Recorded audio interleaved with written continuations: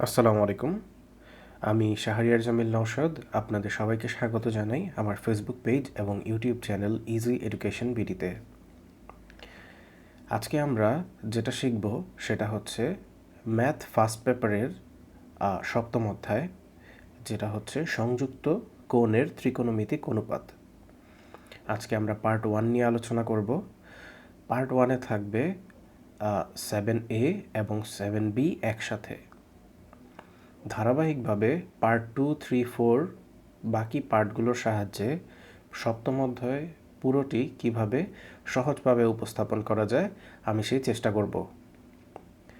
তাহলে আমরা শুরু করছি পার্ট 1। পার্ট 1-এ আমাদেরকে বেশ কিছু জিনিস মাথায় রাখতে হবে। ত্রিকোণমিতিক অনুপাত এই অধ্যায়টা পড়ার জন্য আমাদের সবচেয়ে বেশি যে বিষয়টাতে জোর দিতে হবে সেটা হচ্ছে সূত্র। প্রত্যেকটা হচ্ছে অনুশীলনীতে, অধ্যায়ে যে কয়েকটা অনুশীলনী আছে, প্রায় 7 থেকে 8টা অনুশীলনী আছে, প্রত্যেকটাতেই সেই অনুশীলনী রিলেটেড বেশ কিছু সূত্র দেওয়া আছে। সেই সূত্রগুলো যদি আমরা মনে রাখতে পারি তাহলে এই অঙ্কগুলো আমাদের কাছে বলতে গেলে কিছুই না। আমরা মুহূর্তের মধ্যে সেই অঙ্কগুলো করে ফেলতে পারবো। এই অধ্যায়ে আমরা মূলত শিখবটা কি? ত্রিকোণমিতিক অনুপাতের অঙ্কগুলোকে পারার জন্য আমরা বেশ কিছু বেসিক শিখব, তারপর আমরা সূত্রগুলো শিখব এবং প্রত্যেক অনুশীলনীর সবচেয়ে গুরুত্বপূর্ণ অঙ্কগুলোকে আমরা শিখব, যে কিভাবে আমরা সেই অঙ্কগুলোকে সহজে ধরতে পারি এবং সমাধান করতে পারি। তাহলে বলা যায় এইগুলো যদি আমরা করতে পারি তাহলে আমাদের সপ্তম অধ্যায়ের উপরে ভালো রকমের একটি প্রস্তুতি হবে। তাহলে দেখা যাক আজকের পার্টে আমাদের জন্য কি আছে। এখানে দেখা যাচ্ছে আমি একটি লেখা লিখে রেখেছি। ত্রিকোণমিতিতে ত্রিভুজের বাহুর দৈর্ঘ্য ও কোণের মধ্যে সম্পর্ক নিয়ে আলোচনা করা হয়। তাহলে আমরা বুঝলাম, আমরা যেই অধ্যায়টা শুরু করছি সেখানে আমাদের বাহুর দৈর্ঘ্য অথবা একটি ত্রিভুজের বিভিন্ন কোণের মধ্যে যে সম্পর্ক হয়, সেই কোণ এবং বাহুর দ্বারা যেই অনুপাতগুলো পাই সেগুলো নিয়ে আমরা হয়তো আলোচনা করব, তাই না? একটি ধারণা পেলাম। তারপর কি আছে, আমাদের কখনো যদি ত্রিকোণমিতিক যে অনুপাতগুলো দেয়া আছে সেক্ষেত্রে যদি আমাদের কোণের মানটা নেগেটিভ থাকে তাহলে সেক্ষেত্রে তার আউটপুট কি হবে? যেমন এখানে আমরা দেখতে পাচ্ছি সাইন মাইনাস থিটা। যদি সাইন মাইনাস থিটা থাকে তাহলে তার আউটপুট কি হবে? আবার একইভাবে যদি কোসেক মাইনাস থিটা থাকে তাহলে তার আউটপুট কি হবে? কজ মাইনাস থিটা থাকলে তার আউটপুট কী হবে এবং সেক মাইনাস থিটা থাকলে তার আউটপুট কী হবে? এই অংশগুলোকে সহজভাবে আমরা ধরতে পারি। যেমন আমরা এখানে লেখা আছে, দেখলাম যে sine minus theta. Sine minus theta মানে হচ্ছে মাইনাস সাইন থিটা, তাই না? অর্থাৎ যদি সাইনের পরে যে কোণের মানটা দেওয়া আছে তার সাথে যদি কোনো নেগেটিভ সাইন থাকে তাহলে সেটাকে সমাধান করার পর এই নেগেটিভ সাইনটা বাইরে চলে আসে। আমরা জানি সাইনকে যদি আমরা উল্টো করে চিন্তা করি তাহলে সেটা হয়ে যাবে কি? কোসেক। অর্থাৎ 1/sin সমান হচ্ছে কোসেক। সুতরাং কোসেকের ক্ষেত্রেও ঘটনাটা একই রকম হবে, যে কোসেক মাইনাস থিটা সমান হবে মাইনাস কোসেক থিটা। ইজি। এই অংশটা যেভাবে আমরা করব পরের অংশটা একই রকম, তাই না? কারণ সাইনের উল্টো হচ্ছে কোসেক। সেকের ক্ষেত্রে দেখছি আমরা যে থিটার সাথে যে মাইনাসটা আছে সেই মাইনাসটা সমাধান করার পর থাকে না, অর্থাৎ কোসেক মাইনাস থিটা সমান কস থিটা, কস মাইনাস থিটা সমান কস থিটা। তাহলে সেকের ক্ষেত্রে কি হবে? সেকের ক্ষেত্রেও বিষয়টা সিমিলার হবে, সেক মাইনাস থিটা সমান সেক থিটা। সহজে বুঝে গেলাম।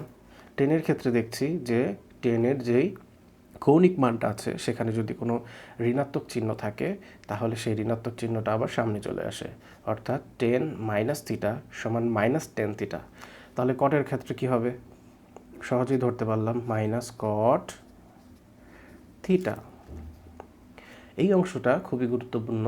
অঙ্কে আমাদের এরকম সিচুয়েশন বারবার আসবে বারবার আসবে, তখন যদি আমরা এই অংশটাতে ভুল করি তখন দেখা যাবে যেখানে আমাদের হওয়ার কথা একটা প্লাস আর একটা মাইনাসে 0, সেখানে আমাদের ফলাফল এসে পড়বে -2 অথবা +2, তাই না? 0 থেকে তো 2 প্রায় 2 গুণ বেশি, সেক্ষেত্রে আমাদের উত্তর ভুল হওয়ার সম্ভাবনাও 2 গুণ বেশি। সুতরাং আমরা যদি এই প্লাস মাইনাস সাইনগুলোকে ভালো করে ধরতে পারি, সেটা হবে আমাদের জন্য খুবই উপকারী। তারপরে আমরা দেখব পরের অংশটি। পরের অংশে কী লেখা আছে? Signs of trigonometric function. আচ্ছা, আমাদের একটা কোয়াড্রেন্ট আছে, চতুর্ভাগ। সেই চতুর্ভাগের 4টা ঘর, 1 নাম্বার ঘর, 2 নাম্বার ঘর, 3 নাম্বার ঘর, 4 নাম্বার ঘর। এই ঘরগুলো কেন আঁকা হলো? এই যে কিছুক্ষণ আগে আমরা ত্রিকোণমিতিক যে অনুপাতগুলো দেখলাম, তাদের প্রত্যেকের শেষে দেখতে পাচ্ছি একটা করে থিটা দেওয়া আছে। থিটা দেওয়া আছে অর্থাৎ সেখানে কোনো না কোনো কোণের মান বসবে।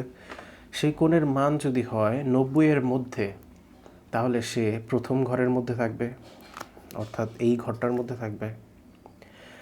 সেই কোণের মান যদি 90 এর চেয়ে বেশি হয়, তাহলে সে এই ঘরটাতে থাকবে, এবং তার মান যদি হচ্ছে 180-র চেয়ে বেশি হয়, তাহলে এই যে টি লিখে রেখেছি এই ঘরটাতে আসবে, এবং এই মানটা যদি 270-এর চেয়ে বেশি হয়, তাহলে আবার সি নাম্বার ঘরটাতে চলে আসবে, তাই না?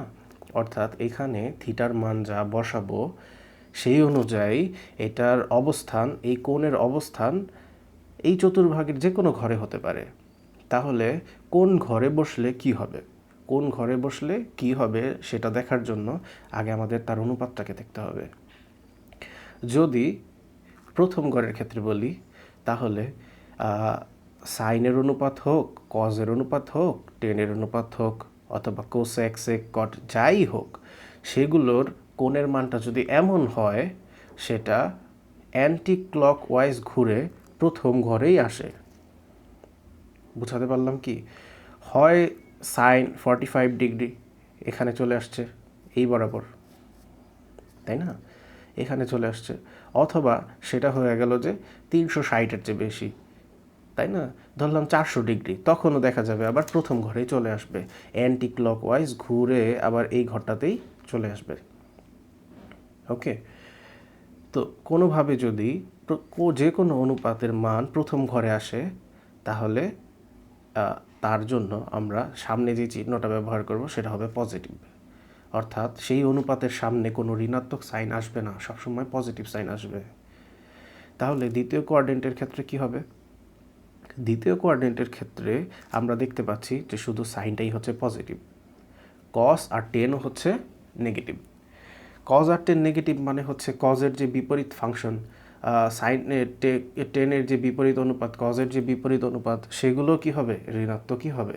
যেমন কজের বিপরীত অনুপাত হচ্ছে সেক, টেনের বিপরীত অনুপাত হচ্ছে কট। কটের পরে একটা কোণের মান, সেই কোণের মানটা যদি কোনোভাবে দ্বিতীয় চতুর্ভাগে এসে পড়ে, তাহলে আমাদের লিখতে হবে -কট, -10, -কস। ওকে, কিন্তু সাইনের ক্ষেত্রে আর কোসেকের ক্ষেত্রে এমনটা হবে না। সাইন আর কোসেকের ক্ষেত্রে আমরা লিখব প্লাস সাইন প্লাস কজ। একইভাবে 3 নম্বর কোয়াড্রেন্টের জন্য পজিটিভ হচ্ছে আমাদের ট্যান, আর 4 নম্বর চতুর্ভাগের জন্য আমাদের এই ঘরটাতে পজিটিভ হচ্ছে কজ থিটা অথবা সেক থিটা। এই জন্যই আমি সবগুলো কোয়াড্রেন্টের পাশে লিখে রেখেছি এতে হচ্ছে অল, মানে সবগুলো অনুপাত এখানে পজিটিভ। এখানে লিখে রেখেছি এস, এস মানে হচ্ছে সাইন যে অনুপাতটা আছে সেটা এখানে পজিটিভ, অর্থাৎ সাইনের বিপরীত যেটা আছে সেটাও এখানে পজিটিভ, অর্থাৎ কোসেক। টিতে টেন এবং টেনের বিপরীত হচ্ছে কট, দুইটাই পজিটিভ। আর এখানে সিতে হচ্ছে কজ এবং কজের বিপরীত হচ্ছে সেক, সেটাও পজিটিভ। অর্থাৎ এই অংশটা আমরা আশা করি খুব ভালোভাবে ধরতে পারলাম যে আমাদের কোণের মানের উপর ভিত্তি করে সেটা যদি প্রথম কোয়াড্রেন্টে পড়ে, তাহলে তার মানের সামনে আমরা পজিটিভ দিব নাকি নেগেটিভ দিব। দ্বিতীয় চতুর্ভাগে যদি পড়ে, তাহলে তার সামনে আমরা পজিটিভ চিহ্ন দিব নাকি নেগেটিভ চিহ্ন দিব। এই বিষয়টা শুনে আমরা যতটুকু না বুঝলাম, আমরা যখন অঙ্কগুলো দেখব তখন আমরা আরও ভালোভাবে বুঝতে পারব। আচ্ছা, যদি আমরা বলি যে প্রথম কোয়াড্রেন্টের জন্য ধরলাম যে কোনো একটা অনুপাত বলতে পারি যে হচ্ছে 10 60 ডিগ্রি, tan 60 ডিগ্রি, তাই না? তাহলে সেক্ষেত্রে আমরা জানি যে এটা কোথায় আসবে, এই প্রথম চতুর্ভাগের মধ্যে থাকবে, যেহেতু প্রথম চতুর্ভাগের এরিয়া হচ্ছে 90 ডিগ্রি পর্যন্ত, তাই না? তাহলে tan 60 ডিগ্রি। এখন এই কোণের মানটা আমরা বসাবো কত? tan 60 ডিগ্রির একটা মান আছে, তাই না? tan 60 ডিগ্রির মান হচ্ছে √3। তাহলে আমরা এটার মান সোজা √3 বসাই দিলাম। আচ্ছা, তাহলে যদি আমরা পরের কোয়াড্রেন্টে চিন্তা করি যে tan 60 ডিগ্রি, যেহেতু আমরা প্রথম কোয়াড্রেন্টে ছিলাম, এখন টেনটাকে আমরা দ্বিতীয় কোয়াড্রেন্টে নিয়ে যাই, তাহলে কত হবে? আমরা বলতে পারি যে tan বললাম 120 ডিগ্রি। সেক্ষেত্রে কি হবে? আচ্ছা, সেক্ষেত্রে আবার আমরা করতে পারি হচ্ছে যে এটাকে কোনটাকে ভাঙায় লিখতে পারি, যে একটা হচ্ছে tan π/2 প্লাস 30 ডিগ্রি। এরকম সিচুয়েশনে কি হবে? এটাতেও একটা শেখার একটা বিষয় আছে। যখন আমরা এইভাবে অনুপাতটাকে লিখব যে tan 90 ডিগ্রি প্লাস, যেহেতু পায়ের মান 180, 180কে 2 দিয়ে ভাগ করলে 90 ডিগ্রি, 90 যোগ 30 কত? 120। আচ্ছা, যখন আমরা এখানে লিখব এই যে π/2 মানে কত? 90 না, 90। π/2 মানে তো হচ্ছে 90। আচ্ছা, 90 এর সাথে তাহলে গুণ কত আছে? 1, যেহেতু 90 একে 90 যোগ 30 120, ঠিক না? আচ্ছা, যখন আমাদের এই 90 এর সাথে 1, 3, 5 বেজোড় সংখ্যাগুলো থাকবে, তখন আমাদের এই অনুপাতটা চেঞ্জ হয়ে যাবে। এই যে আমাদের যে tan অনুপাত, সেটা চেঞ্জ হয়ে কি এসে পড়বে? tan অনুপাতটা চেঞ্জ হয়ে এসে পড়বে তার উল্টা যেটা আছে, সে উল্টাটা কি? tan এর উল্টা হচ্ছে cot। তাহলে হয়ে যাবে cot 30 ডিগ্রি। আমরা কি বুঝলাম? যখন tan 120 ছিল, তখন সেটাকে আমরা ভাঙায় লিখলাম 90 যোগ 30। 90 যোগ 30 তো 120। সেক্ষেত্রে 90 এর সাথে যে সংখ্যাটা গুণ আছে সেটা যদি বেজোড় হয়, তাহলে আমাদের অনুপাতটা চেঞ্জ হয়ে যাবে cot। তারপরে আমাদের এই কোণের মানটাকে এখানে আমরা লিখে দিব। এই বিষয়টা আমরা বুঝলাম। এখন হচ্ছে চিহ্নের বিষয়টা। যেহেতু 120 ডিগ্রি, তাহলে সে প্রথম ঘর 90 ডিগ্রি পার হয়ে পরের ঘরে 30 ডিগ্রি পর্যন্ত, অর্থাৎ বলতে গেলে এই পর্যন্ত ধরতে গেলে চলে আসবে, অর্থাৎ সে দ্বিতীয় কোয়াড্রেন্টে চলে আসবে, সোজা কথা। তাহলে দ্বিতীয় কোয়াড্রেন্টে আমাদের যেই অনুপাতটা প্রথমে ছিল সেটা কত? 10। 10 কি পজিটিভ নাকি নেগেটিভ? অবশ্যই নেগেটিভ।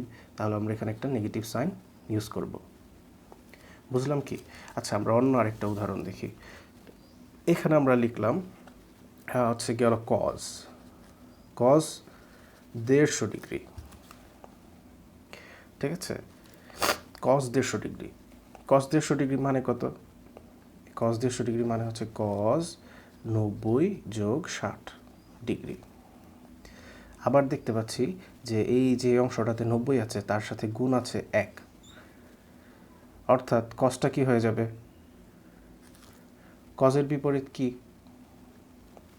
cos এর বিপরীত হচ্ছে sec। তাহলে sec 60 ডিগ্রি হয়ে যাবে। যেহেতু cos যেই ঘরটাতে এসেছে সেই ঘরটাতে সে নেগেটিভ, এই জন্য তার আগে একটা নেগেটিভ সাইন হবে। এটাই হবে উত্তর। আচ্ছা, এবার আমরা দেখি তো এমন একটা সিচুয়েশন যেখানে 90-র সাথে 2 গুণ হবে, সেটা কত হবে? আমরা এখানে ধরেন এমন একটা অনুপাত নিলাম যেটা হচ্ছে যে নিলাম আমরা সাইন, ঠিক আছে? আমরা নিলাম সাইন 90 দুগুণে 180, 180 আর 30 210, তাহলে 210 ডিগ্রি নিলাম। সেক্ষেত্রে এটা কত হবে? সেটা হবে সাইন 90 ইন্টু 2 প্লাস 30 ডিগ্রি। তাহলেই তো 210 হয়ে যাবে, ঠিক না? তাহলে এবার 90 এর সাথে কত গুণ আছে? 90 এর সাথে গুণ আছে হচ্ছে 2। তাহলে আমাদের অনুপাতটা চেঞ্জ হবে না, সাইন ছিল সাইনই থাকবে, এবং তার সাথে কোণের মান কত? 30 ডিগ্রি বসে যাবে। এখন সাইনের এই কোণের মানটা কোন ঘরে এসে পৌঁছায়? সেটা এসে পৌঁছায় 3 নাম্বার ঘরে। 3 নাম্বার ঘরে সাইন কি? নেগেটিভ। এই জন্য এখানে একটা নেগেটিভ সাইন হবে। এই বিষয়টা এখানে আমাদের জানা জরুরি ছিল। আশা করি আপনারা বাকি অনুপাতগুলো দিয়ে আলাদা আলাদা কোণের মান নিয়ে প্র্যাকটিস করবেন। কিভাবে করব? আমরা 4 নাম্বার কোয়াড্রেন্টে যেতে চাই, সেখানে 90-এর সাথে 3 গুণ করতে হবে, তাহলে 3 নং 27, 270, 270-এর সাথে 30 যোগ করে দেন, তাহলেই 3 নাম্বার ঘরে চলে আসবে। তাহলে আমরা হচ্ছে সাইন 300 ডিগ্রি অথবা কস 300 ডিগ্রি এবং টেন 300 ডিগ্রির জন্য বের করতে পারবো।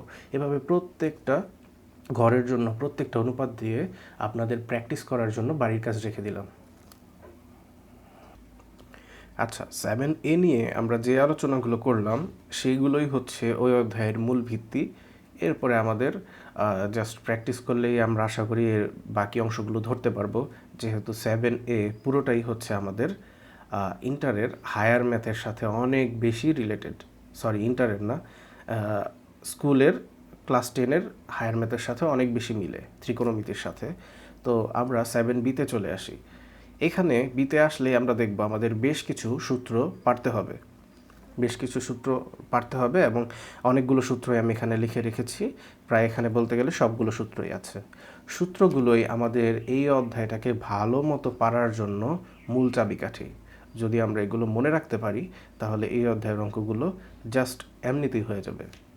তাহলে প্রথম যে সূত্রটা আমি লিখে রেখেছি, দেখতে পাচ্ছি আমি যে সাইন কোণের মান হচ্ছে a minus B, sine a minus B সমান sine a cos B minus cos A sine B. ঠিক আছে, তাহলে যখন সাইন a মাইনাস বি থাকবে তখন কি করব?